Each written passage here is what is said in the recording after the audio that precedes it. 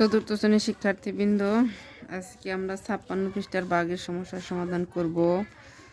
যেমন 30 ভাগ 90। এখন যদি আমরা শূন্য হিসাব করি, 3/30-এ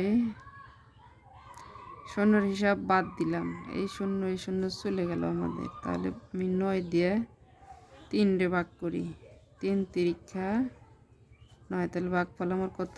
3। সুতরাং আমি লিখতে পারি যে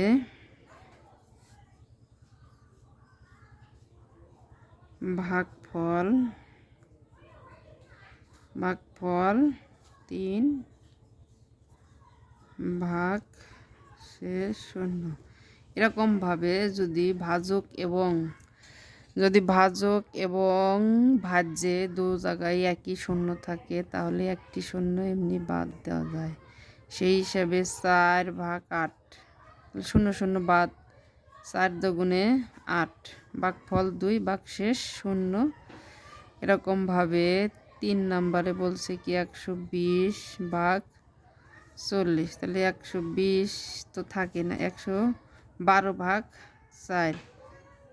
তাহলে আমরা 4-রে 12 দা ভাগ করি, 3 4 12। 4 নম্বরে হিসাব করি, 240 ভাগ কত? 60। সেক্ষেত্রে আমরা শূন্য এখান থেকে বাদ দিব, তাহলে 24 ভাগ 6, 24। তাহলে 4 6 কত?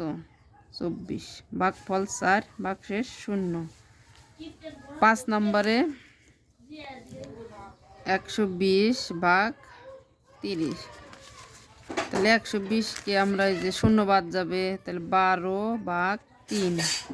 এরকমভাবে এই যে 3 ভাগ 12, 3 4 12, ভাগফল 3 ভাগশেষ 0। 6 নম্বরে 210 ভাগ 50, 210 ভাগ 50, তাহলে 21 ভাগ 5। এখন আমরা 5 দিয়ে 21-রে ভাগ করলে 4 5 20, 1, তাহলে ভাগশেষ 1, ভাগফল 4। 7 নম্বরে কি বলছে? 390 ভাগ 60,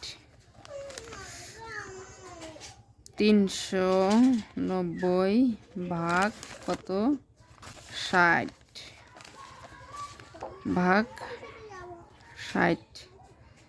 তাহলে আমরা ভাগ করব 39 ভাগ কত? 6, 39,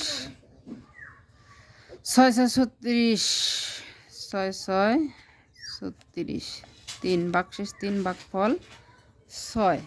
তারপর 8 নাম্বার, সর্বশেষ 8 নাম্বার কি বলছে? 500 ভাগ 90, 500 ভাগ 90। তাহলে এই যেখানে একটা শূন্য কিন্তু বাদ যাবে, বেশি বাদ যাবে না। 5 নং 45, 5, ভাগফল 5 ভাগশেষ 5। এইভাবে এইগুলোর সমাধান করতে হবে।